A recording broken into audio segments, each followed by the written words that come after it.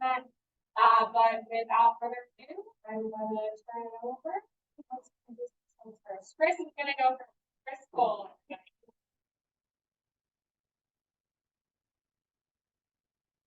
School coordinated and we supervisor for CPI.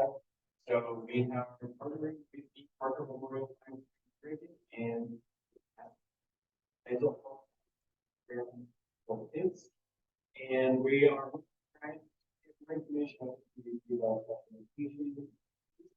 So we brought along mental health program with kids. They're talented professionals, super good at all this information, making sure that so the views are quite short. So we have to get back. So if you have any questions, thank you.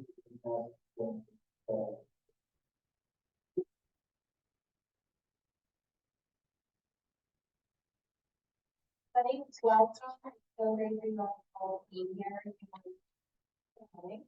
So on the ending, that's where we do the education. My name is Elisabeth, and I'm the secretary and the head of both for the interchange plate and during this presentation. So like I said, this is going to be recorded, so don't worry too much, and you guys will get on these slides, so don't worry too much about friends and taking just sit back. So enjoy as much as you can.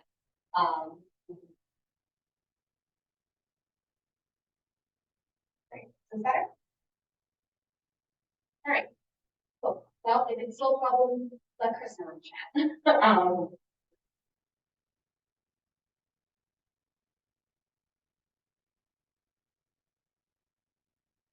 No volume on that.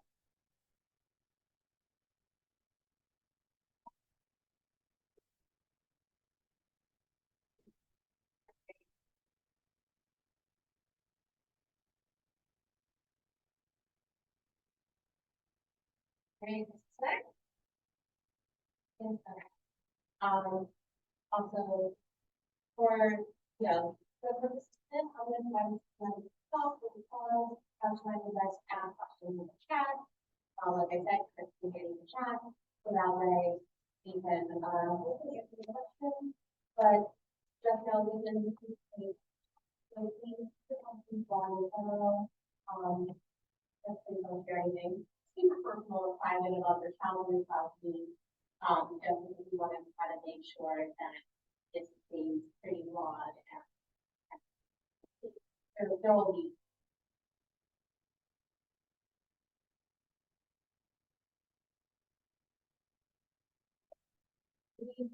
we all good. Moves out. Okay, so I'm gonna get started. Like I said, I'm going to be secretary and we want to go my the goal is to sit down all my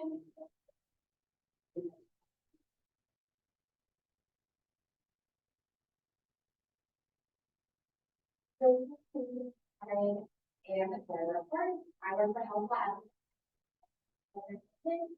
So we work, which is within health and something that mental health.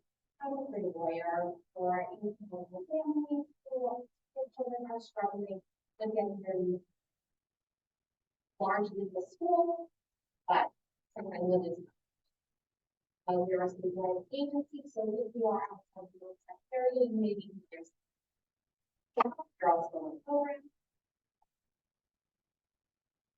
So around the world are not interested.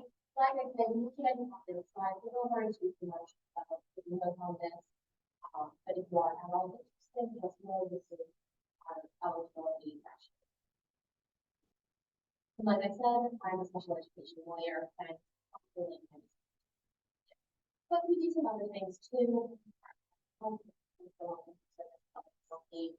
Discharge planning, school disciplinary. And if it's not, we just go to work with insurance. If you're also struggling with insurance, please feel free to call or into line. That is also. But like I said, that's not really the welcome when you guys all be here. So we're almost going to finish time on that. I did just want to get it out there. if you're struggling with insurance, medical debt, anything like that, is still to protect them. The agenda for the presentation, they're going to be talking about the law, the IEP, both life cycle and the IEP, case law, part 2. Any COVID-19 specifics, which some of you may be specific, will are in the IEP process. Some of you might consider some records, out of it, are submitted, offer interpretation, and of course, federal interpretation. Then we'll talk a little bit about movie takeaways. For this, I will be, there are some slides that are pretty long heavy. That is mostly so that you can see where I get my information from. And interesting, you always can look at them. But I won't spend too much time belaboring those points because I just don't think that those are super helpful on the ground level. But in case you're concerned about where I get my the long process. There we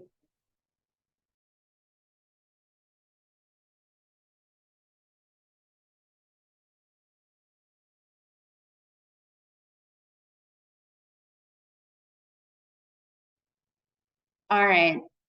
What do we all think, Zoom participants? Is this better? Not so good?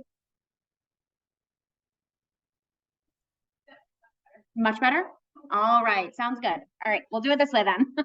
Thank you for your patience. Technology never works the way we want it to when we want it to. If anything, COVID taught us. So. All right, all good? All right,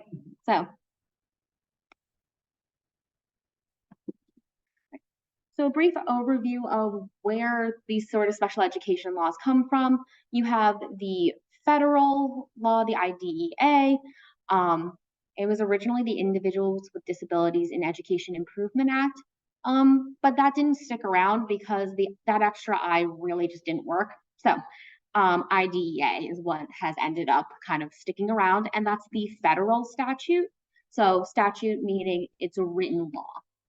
And then you have regulations, which are based in agencies. And then on top of that, you have the Children with Special Needs. So Chapter 766 is what you might sometimes hear it called. And those are Massachusetts based. So you have the federal laws and regulations on the top part. And then you have underneath that the Massachusetts laws and regulations. So you have both federal and state protections for children with special needs. I guess people with special needs, but really the education part. So the core entitlement of it is what's called a free and appropriate public education. You may also hear it called FAPE, and you will probably hear FAPE thrown around a lot if you've ever been in an IEP meeting, or if you're just starting this process, you will hear FAPE thrown around a lot. So what that means is special education and related services that have been provided at a public expense, meet the standards of a state education agency, include appropriate preschool, elementary school, or secondary school education, and are provided in conformity with an individualized educational program, or IEP. And then, again, you have the source where we got this information. So under that, you may notice there's a couple different things encompassed under what FAPE is. And one of the basic ones I think everyone kind of has an idea of, but really no one knows until you pin it down, is what is school under the IDEA. And so an elementary school is a nonprofit institutional day or residential school, including public elementary charter schools that provide elementary education as determined by the state law what elementary education is. And secondary school, that is high school, but it's very similar definition that you can see here. So as you notice, it does include charter schools as well as what you would think of as a traditional like public school, as well as any sort of residential or therapeutic programming. The next really important definition that we have is special education. So the term special education means specifically designed instruction at no cost to parents, that's the important thing, to meet the unique needs of a child with a disability, including instructions conducted in the classroom, in the home, hospital, institutions, and other settings, as well as instruction in physical education. So that means it's not just academics, it's everything. So that can include social emotional needs, including emotional regulation, executive functioning, as well as some physical needs, like providing physical therapy or occupational therapy. Next important definition that was thrown out under that free and appropriate education is related services. So you had special education and related services. Related services may mean things like transportation.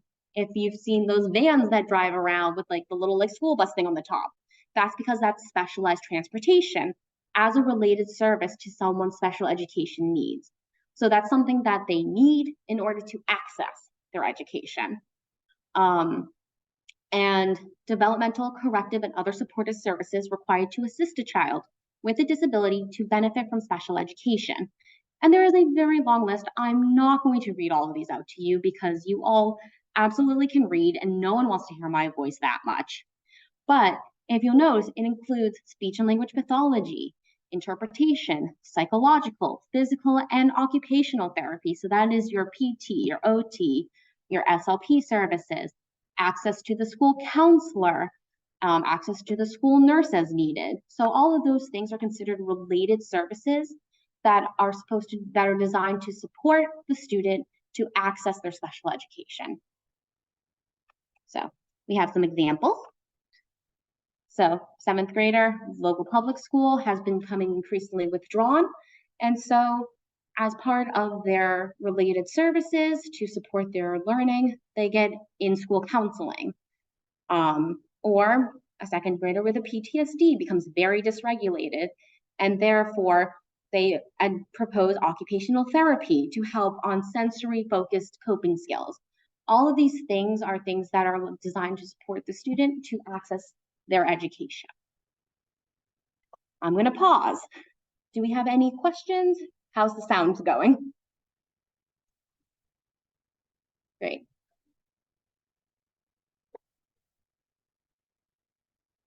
Okay, sounds good. So this specifically designed instructions, plus the related services, plus an individualized educational program. And then the last thing you haven't seen here, LRE, is probably the last of these things that you haven't noticed, but that is called the least restrictive environment. And so what that means is we do not want people with disabilities to be put in the most controlling, restrictive environment. We want them to be as integrated as possible with their general peers. So for some kids, that may mean every single class they're with everyone else, and maybe they just get pulled out for a half an hour of speech and language every week. For some kids, that means they are in what's called a substantially separate, so like a special education classroom, and they maybe only spend lunch and recess with the rest of their grade. But it is based on what that student can handle and can tolerate while still receiving their education. And some kids have a much higher tolerance for the amount of people and level of support that can be given in a 25K class, and some kids really need extra support. But all of that together is FAPE. So all of that combined is the free and appropriate public education. So we are now transitioning to the life cycle of an IEP. So to get everything kicked off, the student is referred for special education evaluations. How that happens, there's a lot of different ways. Parents can ask for it. There is an affirmative duty on teachers to say, hey, I think this kid's struggling. We need to get them tested. Sometimes it happens with outside providers. So a lot of kids go through early intervention, like with Head Start, and they'll reach out and say, hey, this kid's about to turn 3. They really need some extra help. They should be tested for an IEP. So there's a couple different ways it can all happen, but just know as a parent, it is always your right to say, my kid should be tested. And you don't even need a diagnosis to ask for testing. You can just say, my kid's struggling. They need to be tested. At that point, the school must request parental consent for an evaluation within 5 days of receiving the referral. So that is 5 days from whenever, for example, you email your kid's teacher or the school's principal and say, my kid needs help. Or Head Start sends out an email and says, this kid's about to start, this kid's turning 3. They're going to start pre-K with you guys. They need to be tested. So, or the teacher says, hey, this kid needs to be tested. I'm noticing some concerning things in the classroom. Within 5 days, you're going to get a consent form sent home. At which point, the school district must complete special education testing within 30 working days. The working days are important. That does not mean we can count weekends and school holidays as part of it. That does move the count a little bit. At that point, a team meeting must be scheduled within 45 school working days of receiving consent. So 30 days for testing, 45 to schedule the meeting. All of these can be waived. So if you as the parent are like, 45 days is going to fall right in the middle of busy season at work, or we have a family vacation planned, we can't do that, you can always say, push it off a week. That is always within your rights as the parent, but the school cannot. So just to know, there's flexibility on your end should you need it, not on the schools. And then at the request of parent or counsel, if you're working with an advocate, the school district must provide copies of these evaluations 2 days before the meeting. So I always recommend to anybody going through these testings, ask for the testing ahead of time. So many parents come in, get like 30 pages thrown in their face of 4 different reports. It's confusing. It's a lot. No one can read that much, digest it all, and then manage to come out with like a coherent sentence. I can't do that. No one can. And it's not my kid that's involved. So I'm in a very different position. So always ask for it ahead of time. They have to provide it to you 2 days beforehand. So that is just practical tip. It's always worth asking. So we talked about that everything needs parental consent. And so this is the evaluation consent form. So a lot of times you'll see things in the little yes box that are checked. Now the school will not always check everything in that box. You can at any point in time ask for other ones. So if the school says, you know what, we don't think your kid really needs psychological testing, but you're like, my kid absolutely needs it, you can request it as parent. That is always okay. And there's even a part down at the bottom in the parent response section, you'll see there are some lines. You can write in extra evaluations if you're like, they don't really involve, say, a social history, but my kid has had some like early trauma and we really need to address that. You can always ask for a social history to be done. You can always ask for, a functional behavioral assessment if your kid really struggles with behavior or sensory processing. So always feel free, if you see something that isn't checked off, check it off. You can ask for it. And then, so I think that is all the important things out of that. The only thing I do tell everybody, and some people it's not a problem, but just know anytime you're requesting any sort of home assessment, you are bringing school staff into your home. Some people, that's fine, not a problem. Other people, they don't realize that it's going to be school staff until it's very late in the process. So know that in the back of your mind. If you're going to request a home assessment, just think it through whether you really want the school social worker to be walking through your living room. Some people, again, not a big deal. Some people, very big deal. So there are some required assessments. So any assessment related to areas of suspected disability. So going back to, say, a kiddo that maybe is on the autism spectrum and struggles with some sensory thing, maybe has some behaviors, you want a functional behavioral assessment. If they're struggling with outbursts or their sensory, you want OT because that's sensory. So those are all things that are important to say, hey, this is related to the area of suspected disability. as well as an educational assessment. A lot of times that is also put in by the child's current teacher, involving what in the classroom accommodations they may already be doing or observations they may already have. So a lot of times it might look like, oh, can they communicate the same as their peers? Sometimes. Sometimes they're really great with adult interaction, very appropriate, but then you put them in a bunch of other kids and they're off the walls asking all these wacky zany things that do not make sense with the rest of the conversation.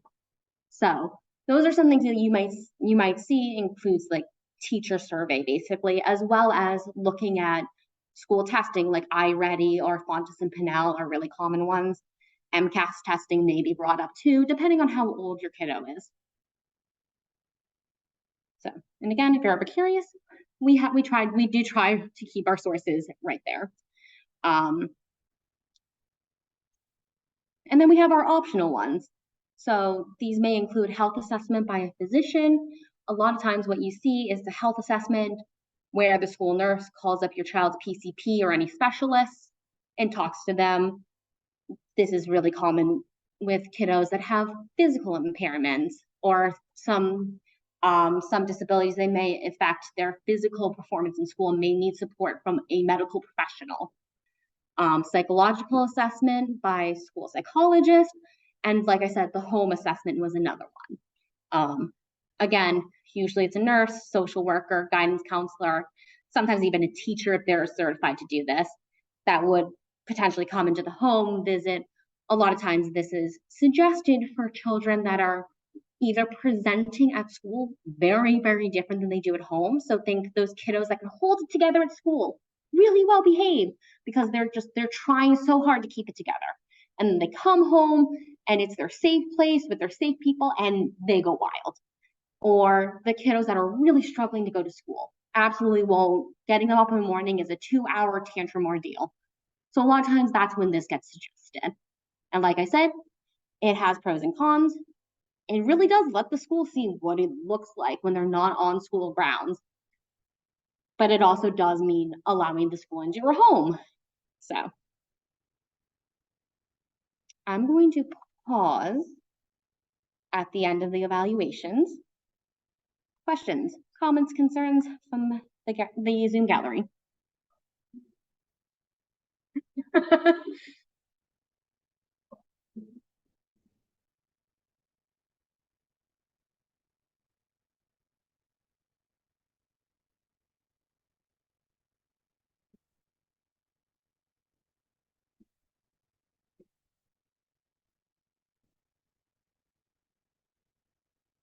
So in case the participants in the Zoom can hear, Chris asked if I could talk a little bit about pros and cons, basically, of having your child evaluated in elementary school versus middle school. I always lean and err more towards get them tested as fast as you can. Because evaluations are a snapshot. They are a snapshot of how your child is functioning in the moment. Either the observation was done or those like 3 days of testing. It's a snapshot, but it's important to be able to document. So, for example, if your kid does really well one day on these days of testing, and they're not found eligible for whatever reason, and then 2 years later, everything's keep getting worse, you want to get them tested again. So that way you can say, hey, look, they did really well. And now, they did really great when the school was only asking them, do you know your letters? And now they're being asked to write a 5-sentence paragraph. And my kid still struggles to remember where capitals go. And so it's always a good idea, get your kid tested early and really keep on top of that, because you want to make sure that is getting documented. And it also can be really helpful for your child's providers outside of the school context. So if you're working with physical therapists or OT, or you have other specialists, or even sometimes your PCP's office, it's helpful for them to have access to this testing too, because it helps them also kind of get an idea of what the school is seeing. So I would always recommend doing it, although I will say there are definitely some times and some diagnoses are really hard when they're little. You know, some of those, you know, there are definitely times where they're like, they're borderline, but they're 4, you know, maybe they'll grow out of this. Some kids do, some kids don't. So there are sometimes cons where you'll see that they're like, it's too early to be using this type of testing or that type of testing on this kid. They're just too young. So that can happen, and that does happen sometimes. But in general, I say that it's always a good idea to kind of have those snapshots, get that testing early. Also, you can't get started on the special ed process without this testing. So if you think your kid is starting to struggle, get them tested early, because they won't even be considered for an IEP until the testing is finished. And I mean, that does include some kids that you look at and you're like, this kid needs an IEP. Like, no one's questioning that, but they still legally need to do this testing. So if you start thinking your kid might need an IEP in 3rd grade, but it's not that bad yet, get them tested. It's always worth asking the question than pushing it off until they're 7th grade and really struggling before saying, okay, now they really, you know, because they won't even be looked at for an IEP until those tests are done. But it's a really good question. Anything else?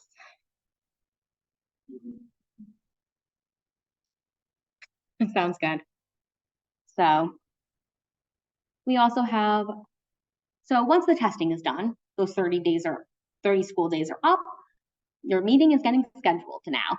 So there are certain people that have to be present unless their presence is waived by you, parent, not the school, by you. So parent, guardian, whoever has educational decision-making authority over this child must be there. A regular education teacher. So for a lot of kiddos, if this is your first round of eligibility, it's going to be your kid's classroom teacher is going to be there. If your child already has an IEP, it would likely be whatever general education teacher that runs a class your child attends, whether that's the art teacher, the music teacher, or one of the, you know, teachers that help with like lunch and recess that see your child in that setting. A special education teacher. So it's either your child's regular special ed teacher, if they already have an IEP, or if they're just getting tested for the first time, it might be whatever special education teacher teaches a class of similarly aged peers who maybe did like a classroom observation or something like that. And then there's usually a representative of the agency, so someone from the school district. Usually you'll see them call a team chair or an evaluation chair. This is kind of their job, is to sort of direct the flow of this meeting. They usually are like, all right, we're doing this, and then we're doing this, and we have an agenda. They may even give you an agenda at the beginning of the meeting. They may not, but so it's kind of their job to be aware enough of all the special education rules, general education curriculum, special education curriculum, and to be aware of this process so that they can direct the flow of traffic on this. And then you need someone who can interpret the implications of any evaluation. So what that looks like 9 times out of 10 is the person who did the evaluation from the school shows up to the meeting. So Mrs. Smith did the school psychology, and Mr. Johnson did the OT. They're probably going to be sitting there to tell you exactly what they wrote in their report. Now, sometimes it doesn't always work out. Sometimes they need to, tag in a colleague. If they can't make it, there needs to be someone with the right credentials to talk on it. So maybe Mrs. Smith did the psychological evaluation, but she has another obligation somewhere else in the district. They may get Mr. X to come in, who is a different school psychologist, to come and interpret the results of the testing. And then the last one, well, the last 2 really, are sort of a little more flexible. Now, number 6 is anybody at the discretion of parent or guardian who knows of this child, who can add something to the meeting. Notice how broad this is. That may include your kid's PCP, your kid's therapist, and intensive care coordinator, family partner, OT, PT, I have seen like grandma who babysits this kid sometimes when parents have to work the night shift come in for these meetings. I've seen early intervention people come in for the really little ones. So really think about it. If this is a meeting and oh, my kid's BCBA really has been working with us for 4 years, knows my kid inside and out, they can really speak to what my kid needs, invite them. It is 100% your right to invite them. And then, when appropriate, the child themselves. Now, this is usually reserved for 13 plus. So no one's really going to be asking your 6-year-old to come to their own meetings. But if you have an older child, or you have a child that's starting to get older, who maybe already has an IEP, you may want to start considering that they may be invited and they may wish to participate, or they may not. They may say, I do not want to see my teacher outside of class. It's fair. We've all been there. But that is something to consider, whether or not you think your child should be there, whether they want to be there. And it may be something to broach with your child and ask them if they want to be there. Because once they become 14, or the year they have an IEP that comes into effect when they're 14, so effectively when they're 13, it's mandated. They have to be asked if they want to participate. So something to consider. Now, this form may look familiar to some of you, may look totally unfamiliar. Some of you may be cursing right now and thankful you're on mute, because this is the eligibility determination flow chart. It is part 1. Part 2 is going to be later, because it is a long chart. I do not know why they put it on legal size paper, but they do, because they hate us. So basically, once everybody has a chance to introduce themselves, you as parents says why you asked for your child to be looked at for special ed. Everybody who did any sort of observation or any sort of testing of your child talks about the tests. They talk about how they did on the actual tests themselves, like what the numbers mean. They talk about how your child presented during testing, positives, negatives, strengths, weaknesses, all of that. Then we get to the flow chart. So start it off. The first question they're going to ask is, does the student have one or more following types of disability? Do not panic if you do not see your child's specific diagnosis here. It's not going to be there. But generally speaking, they kind of put different diagnoses or different presentations into categories. The most common one I get that no one understands why, and I don't understand why, that's up to the legislature and I don't understand it. ADHD is a health diagnosis. It's not what people think of when they think of a health diagnosis. People are thinking like diabetes or needs a wheelchair. No, ADHD, also health. So just know that if you have a child with ADHD and they say health diagnosis, that's why. So don't panic. And we now have it bigger because that little picture is hard to read. But these are the categories: autism, developmental delay, intellectual impairment, sensory impairment, so hearing or vision, or both, neurological, emotional, communication, physical, health, or specific learning disability. The last one, most commonly you'll see with kids who are like dyslexic. So it's a student who has a severe weakness in one specific area, whether that's like math or English. You may see on some of the older forms, or if you have some older children who have already been through this process, nonverbal specific, that's for children who have nonverbal, who communicate on alternative means. Now, the one that's a little bit also weird is emotional, because what is an emotional impairment? And lucky for us, there's a very specific definition. So under the regulations, it is an inability to learn that cannot be explained by intellectual, sensory, or health factors, inability to build or maintain satisfactory interpersonal relationships, inappropriate types of behavior or feelings, general pervasive mood of unhappiness or depression, or a tendency to develop physical symptoms or fears associated with personal or school problems. So it does cover your kids who have anxiety, who have depression, who may be academically very bright, but are struggling to have those interpersonal relationships, who struggle getting to school, or your kids who make themselves sick because of how anxious or how upset they get. So just know it's a pretty broad, but it does require a period of time. So if your kid has had one panic attack, they likely will not qualify for emotional impairment, which can be really, really hard when you know this is going to be a problem. It just hasn't yet. So there needs to be a pattern in the history of it. So,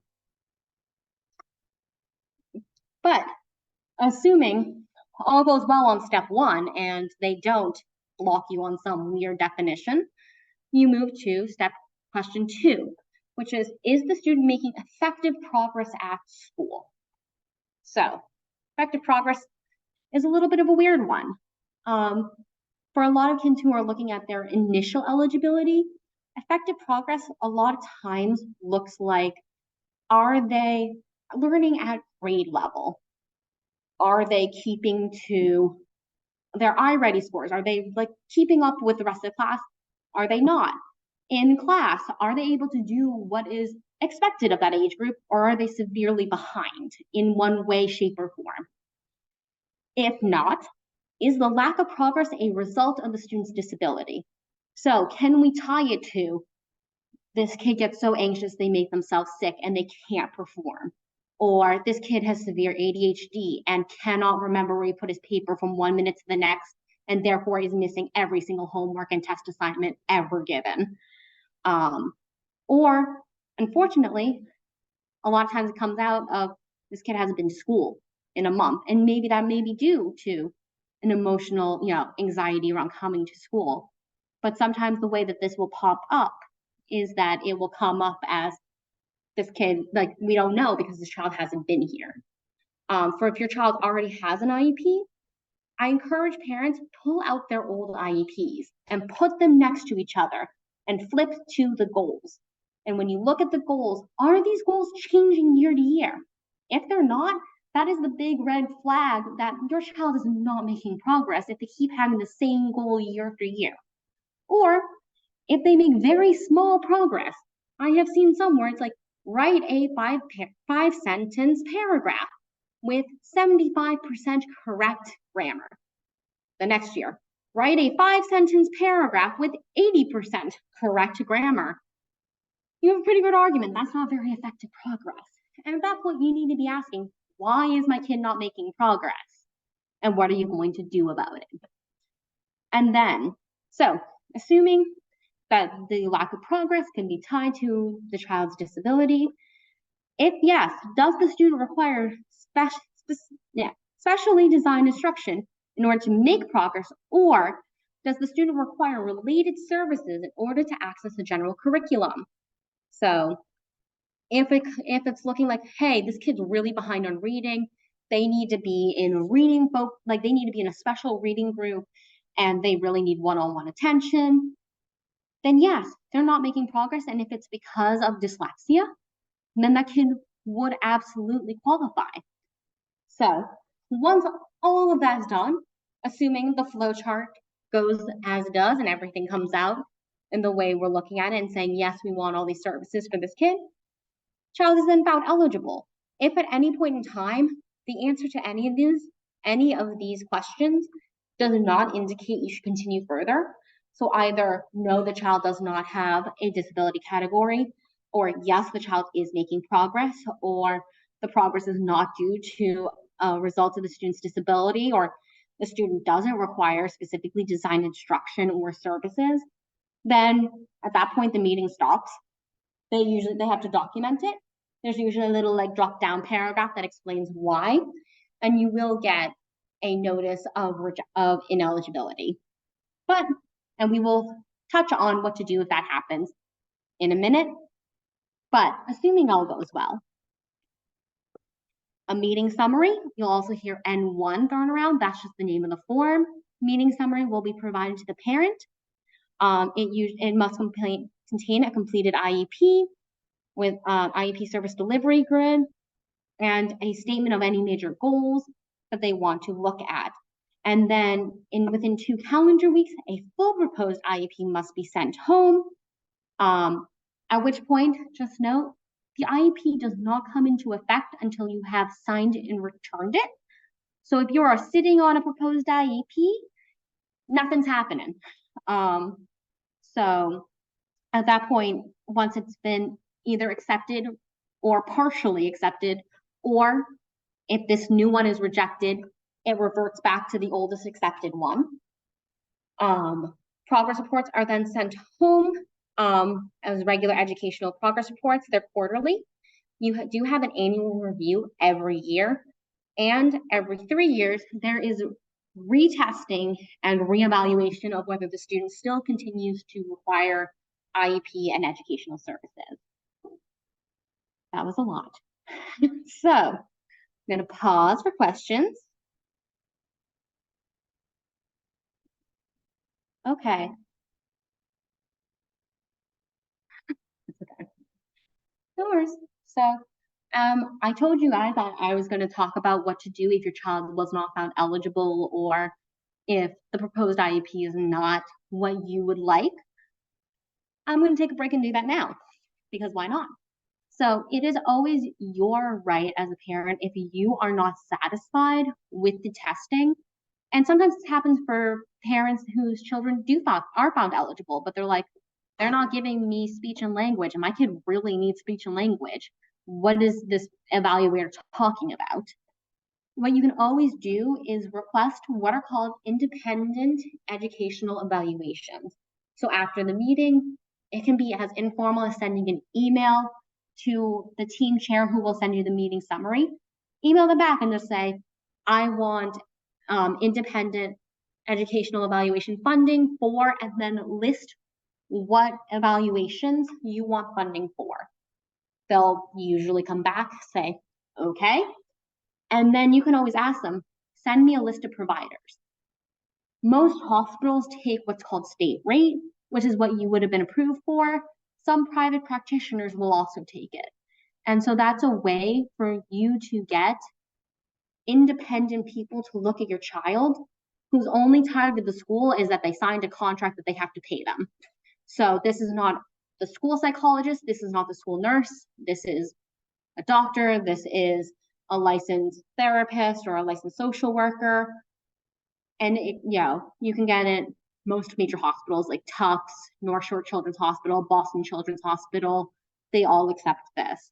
So it is a good way if your child is not found eligible, get funding for independent, get an independent set of eyes on your child.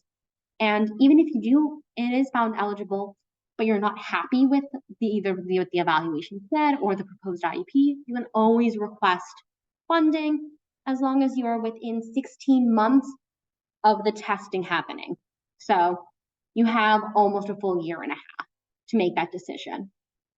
So that's usually my recommendation for people who are not found eligible.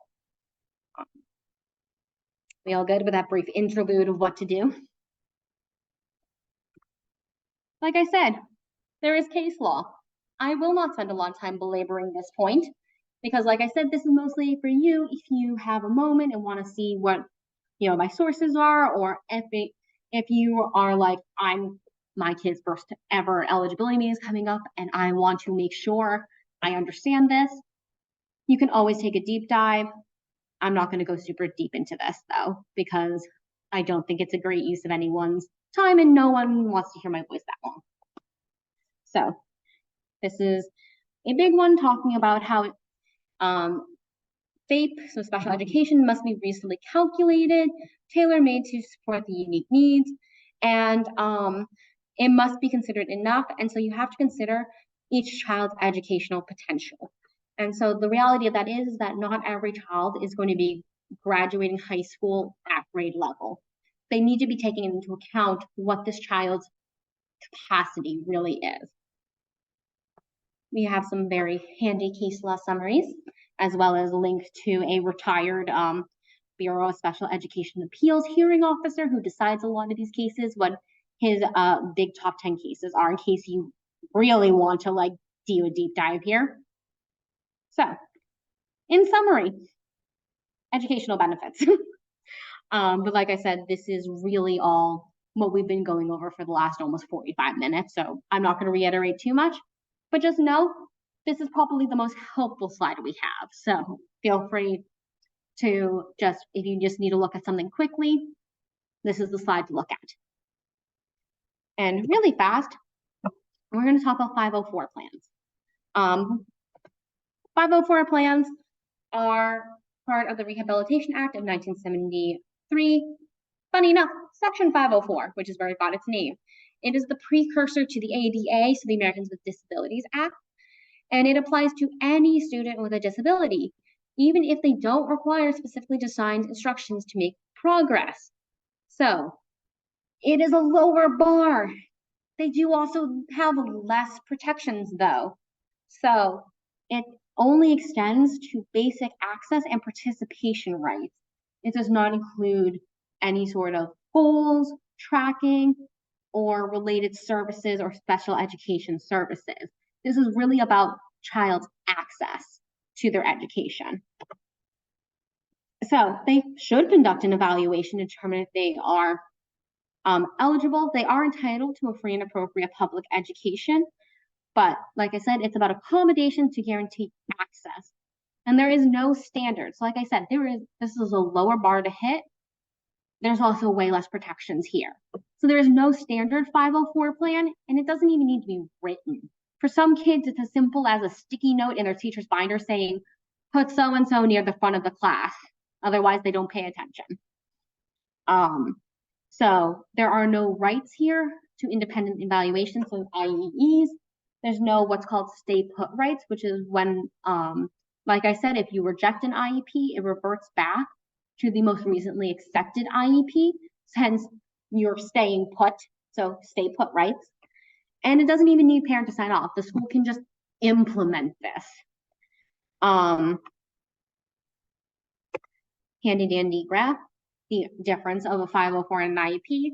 So the middle part's not filled out, but basically it is, you get extra, whether that is you get extra accommodation.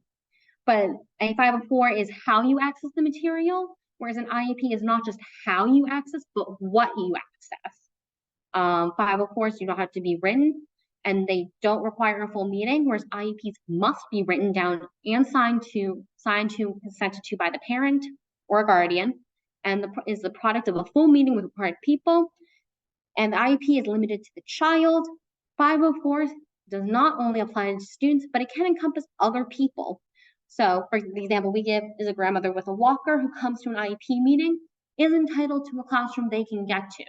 So if the meeting is scheduled to be on like the second floor and grandma with a walker can't get upstairs, they have to move the meeting. They don't move grandma. So common acronyms that some of them came up. Actually, all of them should come up. But otherwise, thank you all. And questions?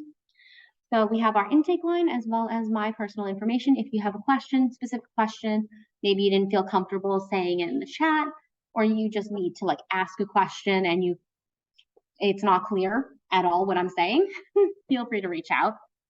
Otherwise, I'm going to stop sharing. And so that is it for the presentation. I don't know if anyone has any last burning questions in their minds. But I know we are getting close to 7:30. All right. So thank you very, very much, everyone, for coming. And I'm going to turn over the podium to Megan. I also just wanted to end this by saying thank you for coming. We will have a member of the library staff send out these slides that Elizabeth was showing today. So just so that you guys know, you'll be getting the slides. And if there's any other sort of information that you are looking for as far as the library program goes, we are always open to suggestions on that. So thank you all for coming. We are going to go ahead and end the meeting now, and our recording will go up on YouTube hopefully in the next week or so. So if you're looking for the full recording, that'll go up on our YouTube channel. Thank you so much. Have a great night, guys.